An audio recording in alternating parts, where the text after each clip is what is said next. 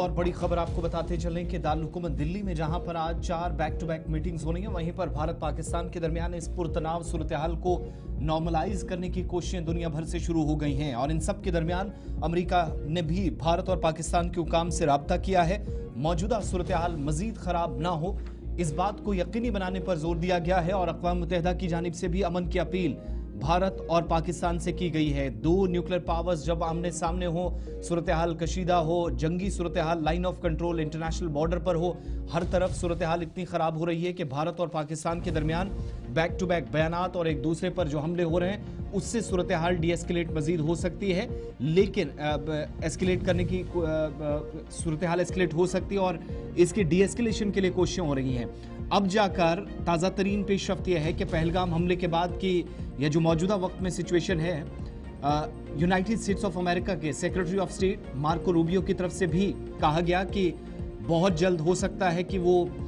इस मामले के बाद ये जो मौजूदा सूरत हाल है इस तनाजुर में वो भारत और पाकिस्तान के वज़ीर ख़ारजा के साथ भी मीटिंग कर सकते हैं। प्रेस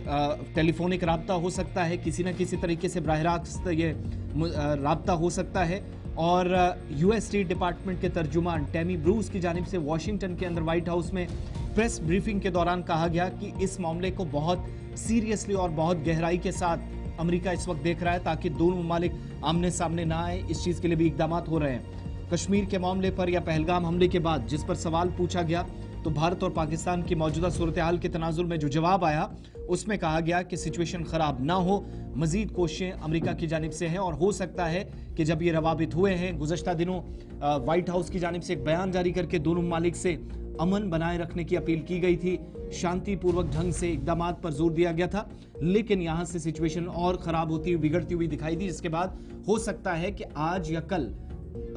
मार्को रूबियो जो United states secretary of state है,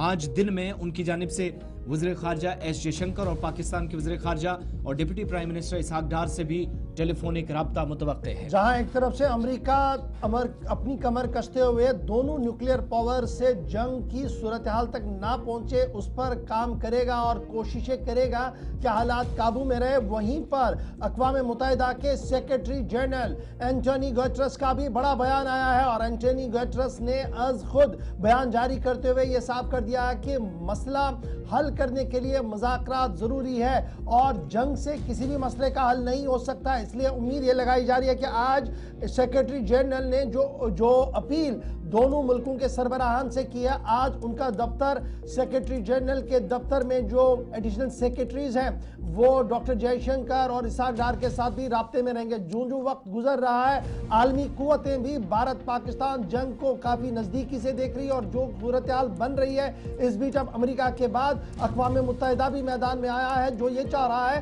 कि जंग ना हो और पुरअमन सूरत हाल के बीच काबू में सब कुछ किया जाए। चलिए, इस खबर पर मुसलसल नजर रहेगी अगर कोई इस तरह की बात होती है, लेकिन असर उन इलाकों में भी देखने को मिल रहा है